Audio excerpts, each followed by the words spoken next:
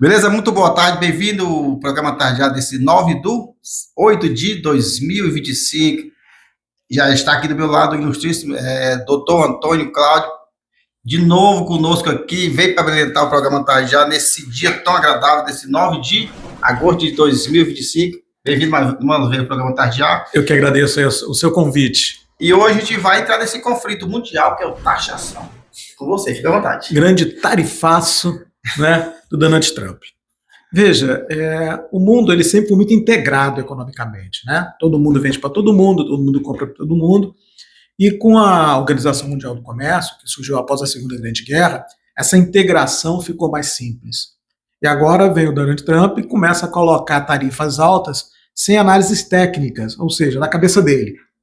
Isso vai acabar trazendo um problema muito sério, porque alguns países eles dependem das exportações, outros mais, outros menos. Então, se eu aumento demais essas tarifas, eu posso prejudicar muito o país A, B, C, D. E o que aconteceu? Ele foi fazendo isso gradativamente com alguns. Aí no Brasil, porque o Brasil faz parte dos BRICS, é o líder dos BRICS, o que aconteceu? Pela reunião que teve recentemente, ele resolveu penalizar o Brasil e colocar logo 50%. E aí, como é que isso fica agora? Como é que ficam os produtos quando chegam dos Estados Unidos? Isso vai trazer problema para o Brasil? Claro que vai. Tem uma cidade no Paraná que eles fazem laminação de tábua de pinos para a área moveleira dos Estados Unidos. A cidade vive 60% dessa atividade. Com 50% de tarifação, com certeza os compradores americanos vão falar, não vou querer mais comprar porque vai chegar lá muito caro. E aí como é que fica uma cidade agora? Como é que fica lá o mercado? Como é que fica a venda da confecção, a boutique? Porque a riqueza circula em função da renda. O consumo acontece em função da renda. Se não tem mais, como é que você vai fazer? Só que nós olhamos isso, Braga, muito no Brasil. Olha nos Estados Unidos. Imagina a pequena empresa americana que precisa de insumo brasileiro para produzir. Eu estava vendo uma reportagem de 6.500 pequenos empresários americanos entrando na justiça aqui nas situações para questionar essa tarifação. Então, quando a gente vê que tem uma tarifação, a gente acha que é uma coisa só de maneira global, mas não, ela vai chegando lá naquela empresa pequena, vai chegando lá no consumo. Pensa só, você é um americano de manhã. Americano de manhã toma suco de laranja, come carne e toma aquele café bem ralinho. Né? O que vai acontecer? O suco de laranja aumenta 50%, em vez de você pagar $10, paga 15. O café que você tomava, em vez de você pagar aí $5, vai pagar 7,5. Então, tudo isso vai gerar um custo para a economia americana também muito grande. Então, a gente vê muito quem vai o agronegócio. O cara que produz a soja, compra maquinária e tem que vender tudo em dólar. Como é que vai ficar isso aí? Quando você tem uma commodity, agora no Brasil mesmo, toda a safra praticamente já foi colhida e foi vendida. A próxima safra realmente vai ter problema. Mas só que os grandes produtores, que ele tem vários mercados. Então ele pode procurar outros mercados para colocar, claro, não vai conseguir colocar tudo, mas vai conseguir colocar boa parte dos seus produtos em um outro mercado. Isso vai se ajustando. Por exemplo, os produtores de carne. A carne é uma questão seríssima, porque cada país tem um corte específico. Então não dá para pegar o corte que vem dos Estados Unidos e trazer o corte para o Brasil. Vou ter que ajustar. Então, por um período, vai passar pelo ajuste, mas depois consegue se acomodar. E aí tem uma discussão muito grande. Qual? Veja só, você tem um grande frigorífico que bate carne. Não vai mandar para os Estados Unidos. Você vai ter que vender isso aonde? Vai ter que girar no Brasil, né? No Brasil. A carne vai aumentar ou vai diminuir de preço? Vai ter que diminuir. Diminuir, com certeza. Só que gradativamente ele vai se ajustando. Aí vai chegar no ponto que ela volta ao preço e fica até maior. Isso vai levar talvez aí 6 meses, mas se ajusta. O grande problema é que o pequeno empresário não aguenta esses 6 meses. A grande empresa aguenta os 6 meses, mas a pequena empresa não aguenta os 6 meses. Aí tem que ter todo um apoio governamental para poder passar por essa situação e lá na frente colocar os seus produtos no mercado interno. E o risco de empresa fechar? Corre? Não, demais. Uma pequena empresa. Imagine você, que nós temos aqui no Piauí os produtores de mel. Né? O Piauí exporta 300 e poucas toneladas de mel natural, orgânico, para os Estados Unidos. Eu achei assim fantástico a saída que eles acharam. Foi taxado de 50%. Só que o comprador americano ele quer o mel. E o vendedor piauiense quer vender. eles chegaram ao consenso que cada um fica com a metade da tarifa. Dividido, meio a meio. Exatamente. Acho uma saída super inteligente. Aí você fala, mas por que você está falando isso? Primeiro, esse mel que é vendido numa região, o recurso que ele arrecada vai para pagar os pequenos negócios. São famílias, né, de pequenos produtores rurais que produzem esse mel. E aí, se não tiver esse apoio, essas famílias, que muitas vezes são pequenas empresas, elas vão quebrar. Elas vão deixar de faturar. E deixando de faturar, se ela tem 1, 2 ou 3 empregados, ela vai ter que demitir. Então, você tem todo um giro, toda uma cadeia de produção, uma cadeia de consumo, uma cadeia de oferta, que ela pode ser totalmente desfeita em função dessas necessidades. Por isso que agora tem que parar, sentar, planejar e ver o que o governo pode autorizar. O governo só auxiliar grandes empresas, isso não vai atender as expectativas. O governo tem que atender individualmente cada empresa, especialmente pequena e média, que precisa do seu apoio. Vendo todo esse contexto aí, o que tem impactado de forma global? Não só o Brasil, mas no mundo. No mundo, cada país ele tem um volume de exportação dos Estados Unidos. E esse volume, muitas vezes, ele é importante para o país em si. Então, por exemplo, a Índia sempre teve uma importância muito grande de exportação. Foi taxada agora em 34%. Então, isso já vai trazer um incômodo para a Índia. Aí, se você pega aí a Suíça, que foi taxada em 35%, muitas empresas suíças dependem da exportação dos Estados Unidos. Então, isso acaba criando um desarranjo de comércio entre os países no mundo. Isso reflete em todos os locais. Porque um país não vende mais para os Estados Unidos, mas vende para outro país, mas se ele não tiver a estrutura econômica dele para produzir aqui, ele não consegue exportar para outro país, porque ele teve essa estrutura econômica desfeita, porque onde ele exportava para os Estados Unidos, a tarifa é muito alta.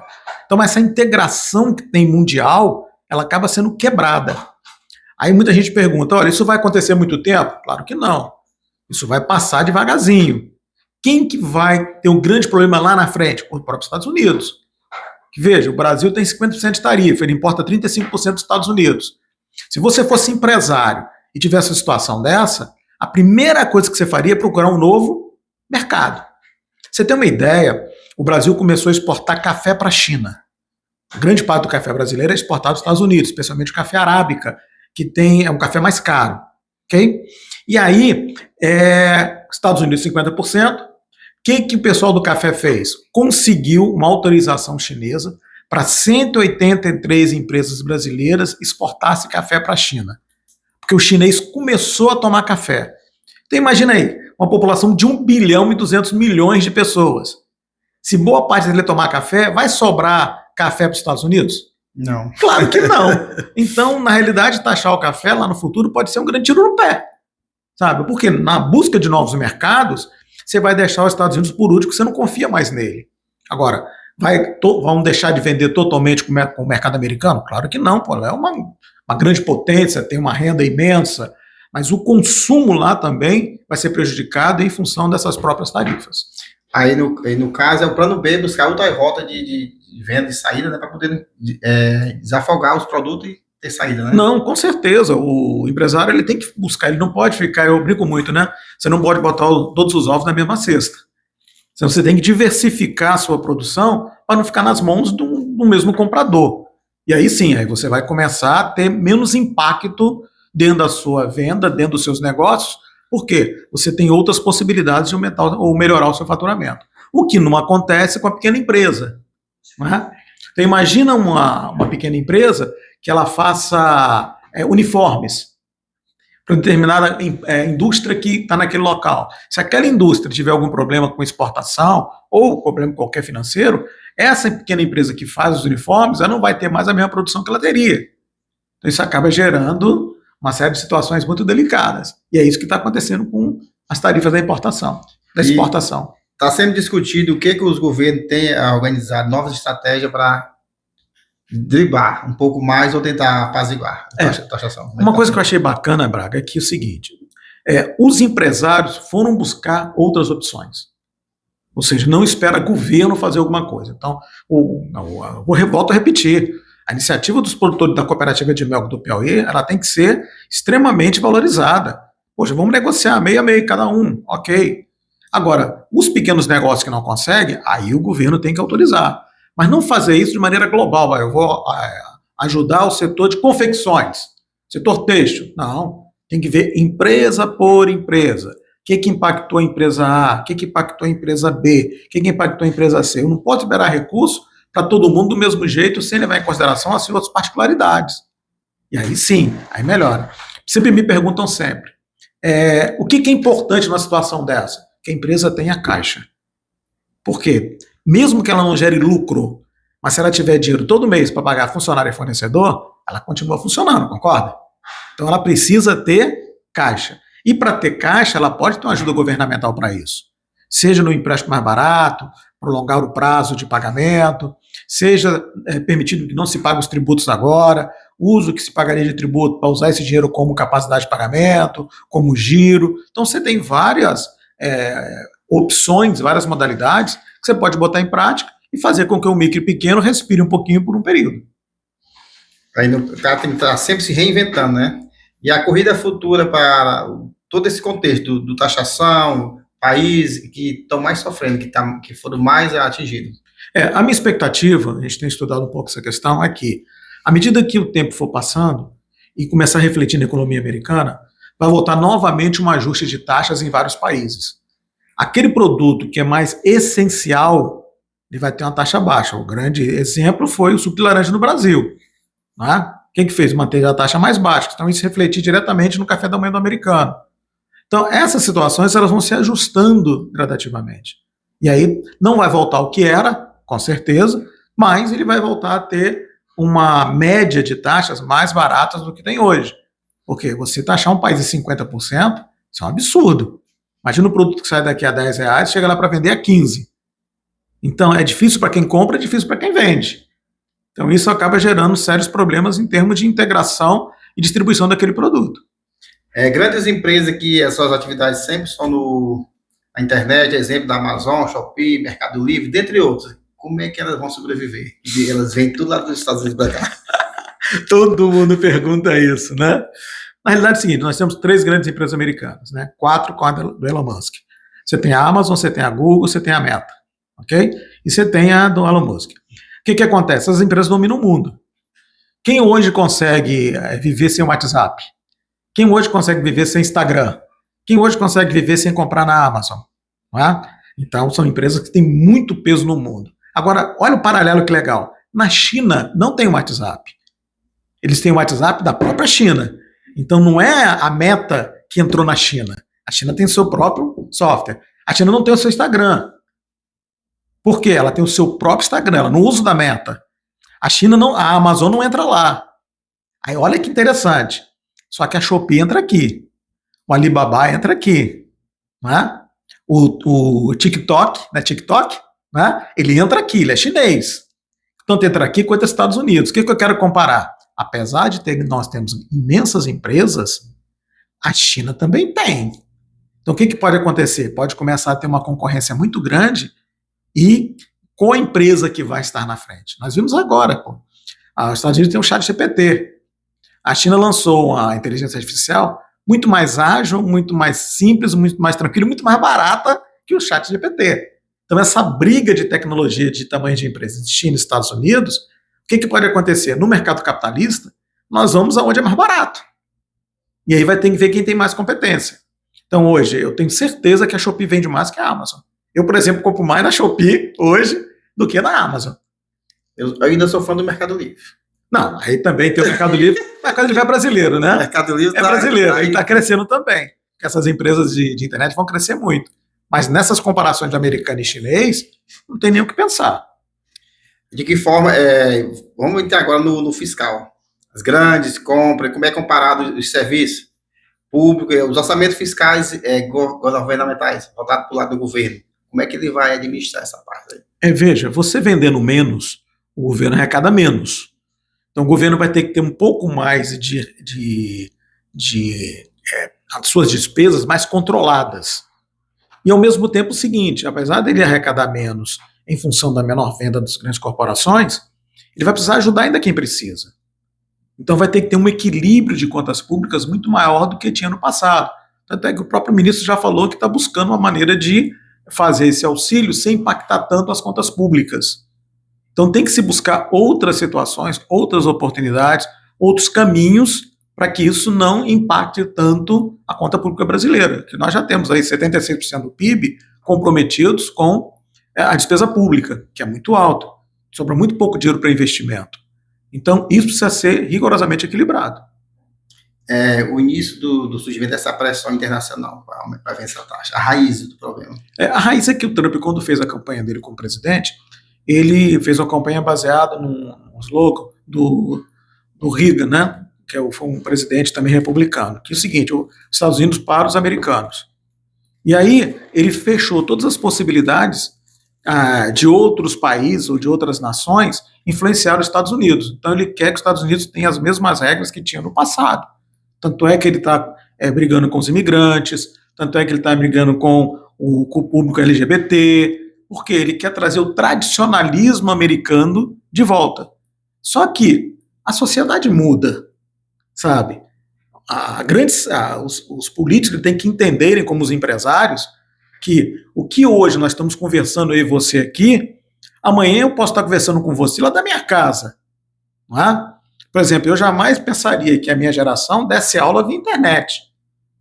E por que isso aconteceu? Veio a pandemia, todo mundo ficou numa situação muito delicada, a utilização do vídeo, a utilização do áudio, ela cresceu assim 1000% em termos de agilidade. Isso porque a sociedade muda. Então não adianta eu buscar uma forma de gestão que onde um período deu certo, que vai dar certo hoje. Não tem como. Porque as coisas, as relações sociais, o consumo, a expectativa das pessoas, a forma de ver a vida, tudo isso mudou. Então os países vão ter que se adequar. Então tentar trazer o americano para as regras antigas, eu acho que é muito difícil. Então vai chegar um momento que essas questões não vão mais atuar da maneira que queriam que atuasse lá. E isso reflete nos outros países. Porque os outros países vão querer dar continuidade à situação? Não dá, elas vão ter também se adaptar às novas regras. A gente não pode esquecer, Braga, o mundo muda todo dia. Não tem como ser diferente. Eu estava conversando com um colega, falando que o impacto da videoconferência. Porque hoje nós fazemos videoconferência com a coisa mais simples do mundo, né? Hoje, de manhã mesmo, eu conversando com a cliente em Fortaleza, você vai lá, ou vai no WhatsApp, ou vai no Google, ou vai no Zoom, faz lá e conversa. Mas imagina, raciocina comigo, o impacto econômico de uma videoconferência. Por que estou dizendo isso? Boa parte das empresas aéreas brasileiras estão deficitárias, especialmente a Azul e a Gol. Por que isso está acontecendo? Ninguém discute o porquê. Porque no passado, quem sustentava essas empresas não era o turista, eram as viagens empresariais. Vou te dar um exemplo. Eu fui gestor do Banco do Brasil aqui no estado. Então tinha uma reunião em Brasília na segunda-feira, 9 da manhã. Aí eu saía da minha casa, pegava um táxi, 5 horas da manhã, ia para o aeroporto, tomava café no aeroporto, pegava o avião, chegava em Brasília, pegava um táxi, ia para o hotel, tomava café no hotel, tomava um banho, ia para a minha reunião.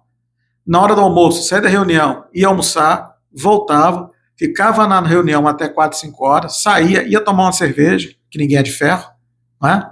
E aí depois da cerveja, ia para o hotel, arrumava as minhas coisas, comia alguma coisa, pegava um táxi, ia para o aeroporto, no aeroporto tomava um café para pegar o voo. Olha o segmento econômico que isso gerava, o dinheiro que isso ia sendo gasto nesse processo todo. Como é que eu faço a reunião hoje com Brasília?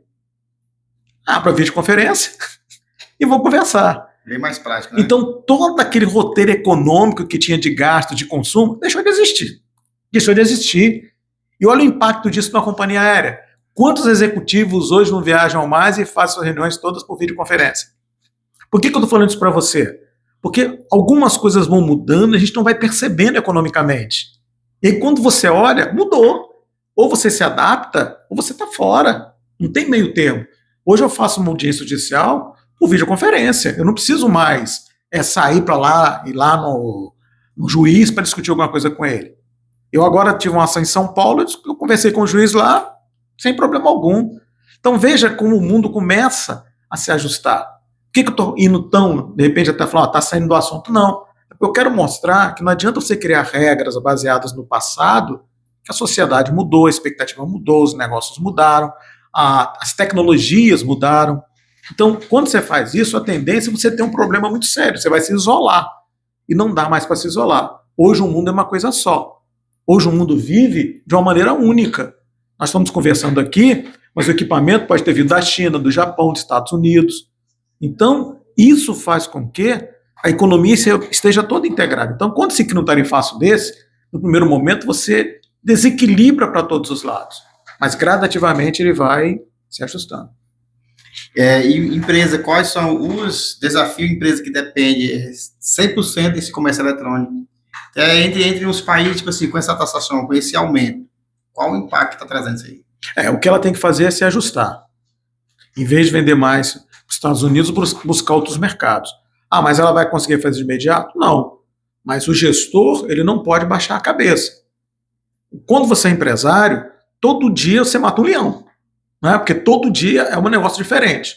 E aí, com essas situações que você não esperava, você tem que ser mais exigido ainda, buscar mais soluções, buscar mais situações. Aí, Braga, vem outra discussão. Até que ponto os nossos micro e pequenos empresários estão tecnicamente preparados para enfrentar situações de dificuldade?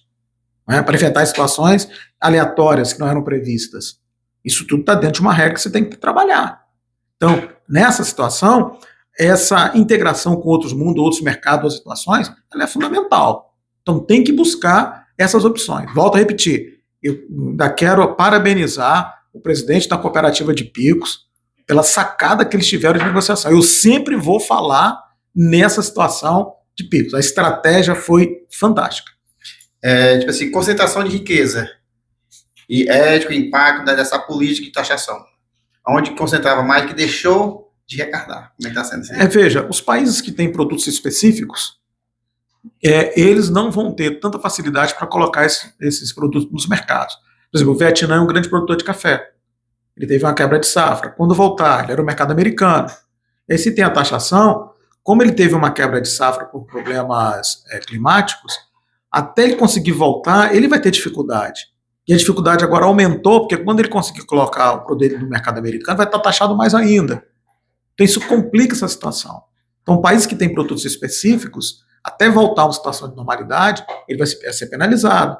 Então, mais uma vez, exige cada vez mais uma capacidade de readaptação a uma nova situação. E aí eu volto a dizer, o mundo cada vez mais está integrado, então nós temos que estimular essa integração e não desestimular.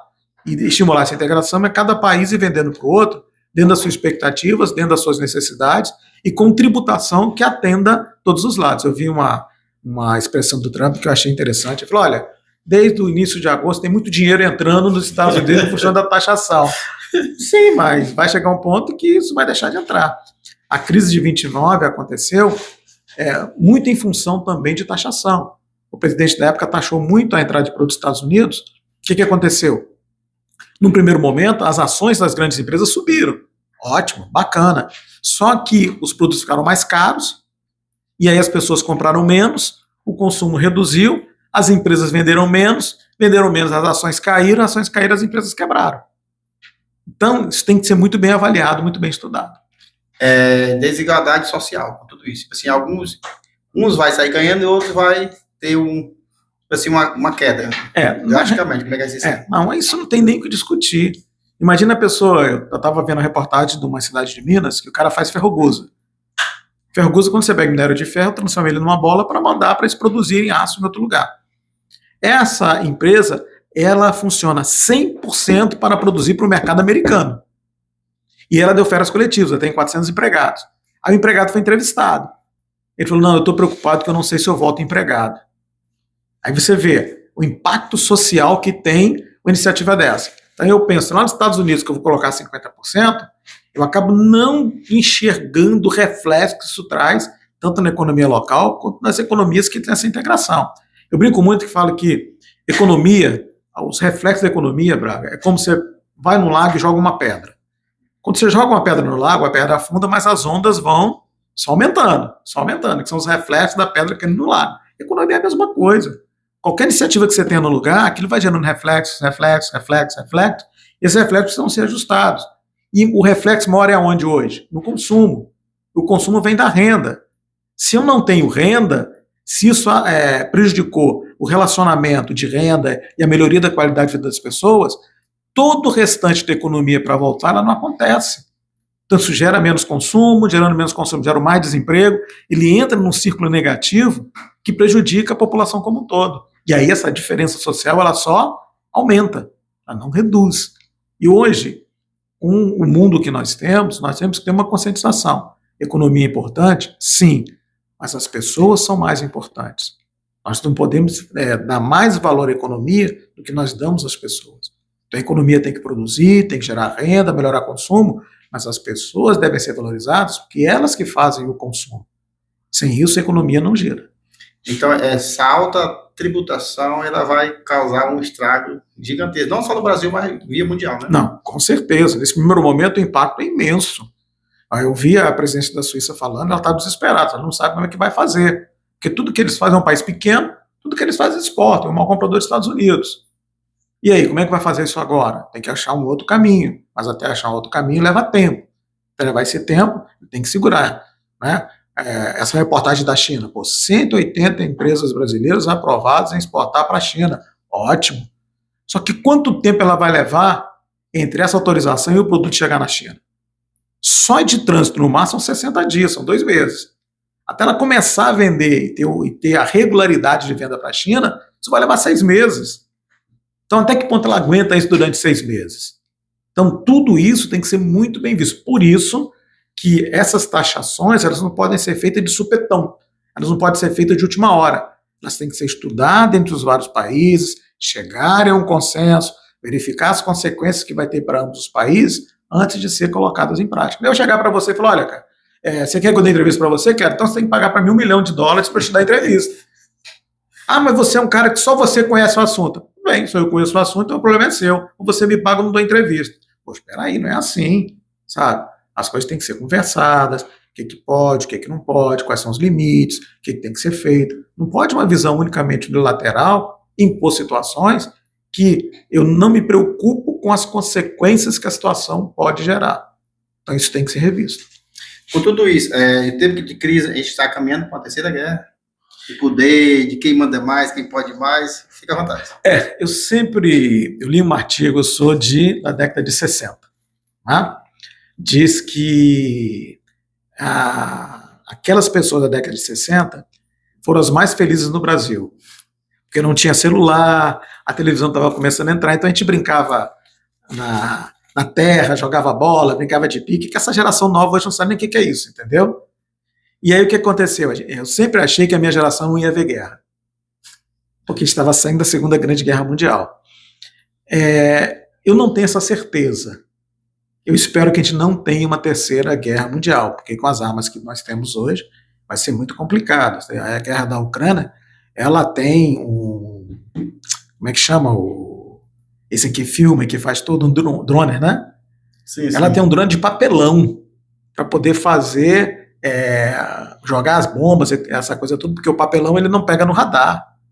Você vê que os Estados Unidos bombardearam o Irã com aviões que você não consegue identificar. Então, a tecnologia hoje de guerra é muito grande. E outra, uma preocupação muito grande também. Hoje existe uma guerra que a gente não enxerga, que é a guerra cibernética.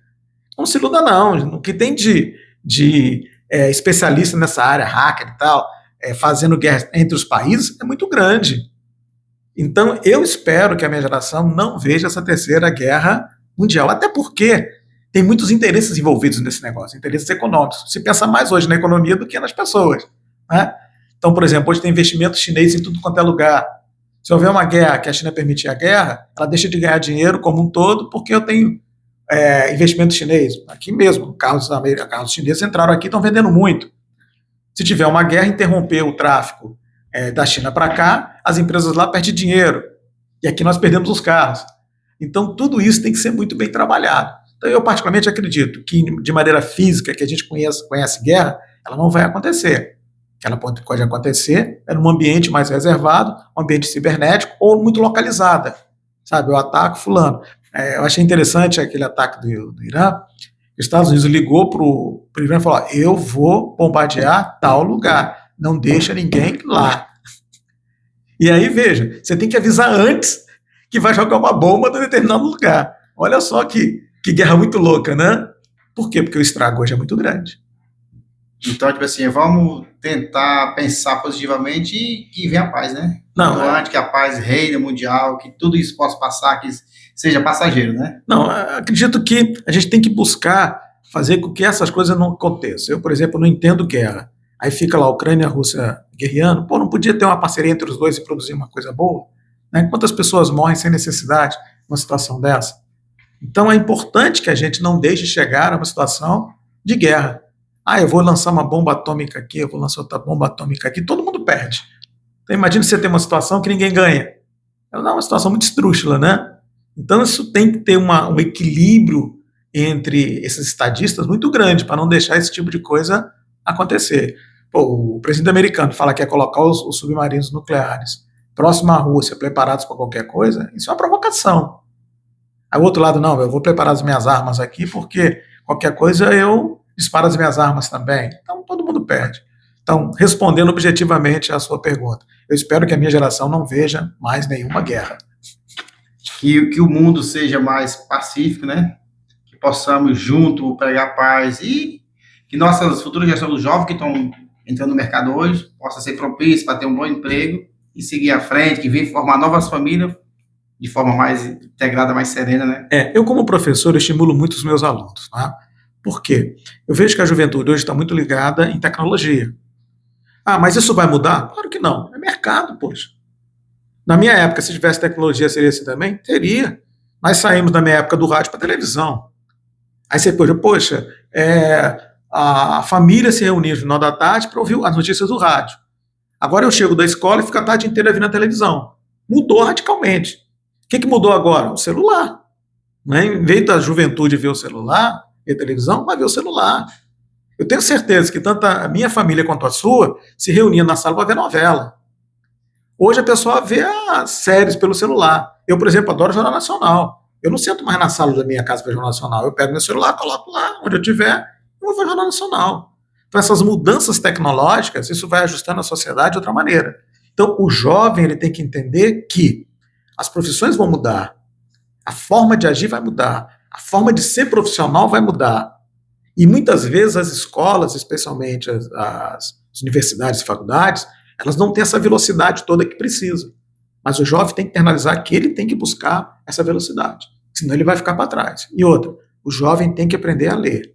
A inteligência artificial não vai trazer para ele o conhecimento necessário. Ele não pode ficar refém da inteligência artificial. Ao contrário, ele tem que usá-la a seu favor. Que é outra coisa. A inteligência artificial e a computação quântica vão deixar de existir? Claro que não. Só vai evoluir. Ah, mas eu não concordo. Não interessa, o mercado vai fazer você concordar, quer querer, quer não. Aí o que você tem que fazer? Não ficar fora desse mercado, evoluir junto com ele. E se ajustando às novas tecnologias. Veja, nós estamos aqui conversando hoje de uma maneira muito informal. Quando que há 10 anos atrás poderíamos fazer isso? Que tecnologia nós teríamos para fazer isso? Teríamos.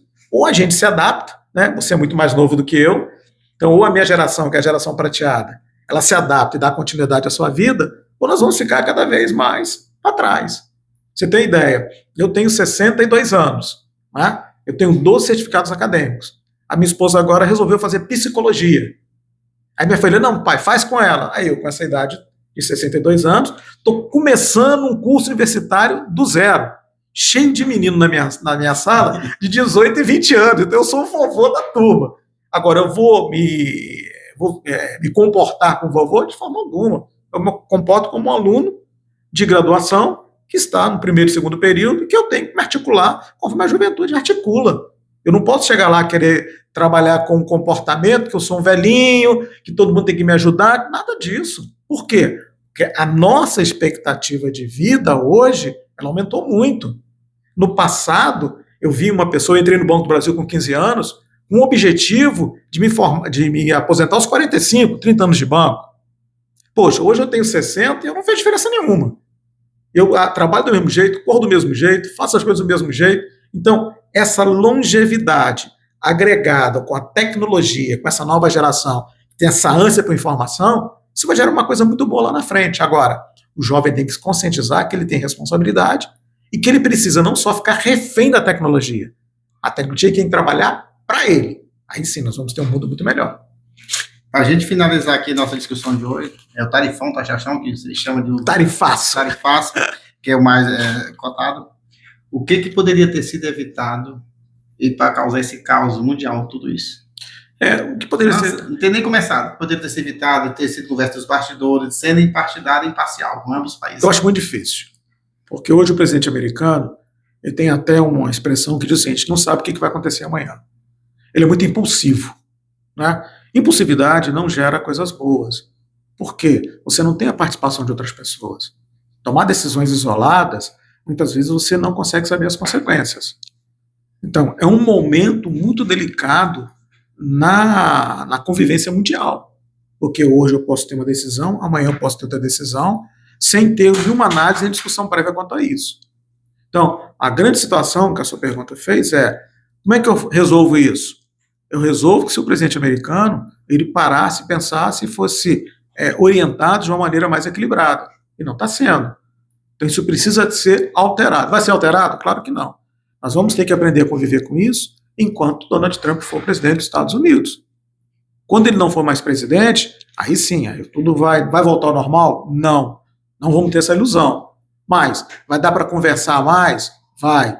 Porém, da mesma maneira, eu sempre faço essa comparação, da mesma maneira que nós aprendemos a conviver com a pandemia, nós também vamos aprender a conviver com essas questões de tributação na área internacional. E lá na frente vai ser melhor essa convivência do que era no passado. Todos vão ficar menos dependentes de grandes países como os Estados Unidos do que hoje nós somos. Vai afetar diretamente o nosso PIB. Tipo assim, se por acaso o dólar sair e entrar outra moeda no nosso Brasil, como seria essa aceitação? Como é que iria girar aqui? É uma preocupação americana. Hoje a dólar é referência mundial. Se os países começarem a negociar com suas próprias moedas, eles deixam de ter o valor que têm. Então, por exemplo, hoje, o cara que vem dos Estados Unidos para o Brasil, $1 vale R$5. Então ele compra aqui produtos muito mais baratos que ele comprar dos Estados Unidos. Se o dólar baixar, valer 1 para 1, ele vai comprar aqui menos produtos que ele compraria, então o consumo dele reduz. E ele vai ter um impacto muito grande. Isso, se você pensar em termos de exportação e importação, isso acaba gerando um impacto imenso de entrada e saída de recursos. É uma discussão que é interessante? É. Agora, os Estados Unidos vai fazer tudo para que isso não aconteça. Então isso vai ter que ser muito bem negociado para que seja efetivamente colocado em prática. Você vai voltar em outro momento para nós aprofundar esse assunto, que nós poderíamos passar a tarde toda com tanto conhecimento que você tem. E o programa Tarde só tem a agradecer. Mais uma vez, passou com a gente, e brilhou, acima da média, conhecimento você tem de sobra. Então, a gente fica muito grato por tirar esse tempo, sempre pronto quando a gente fala, você nos atende. Que você que achou do novo espaço, feito, projetado para receber os convidados com a maior decência, que você já conhecia, né, de amigo seu.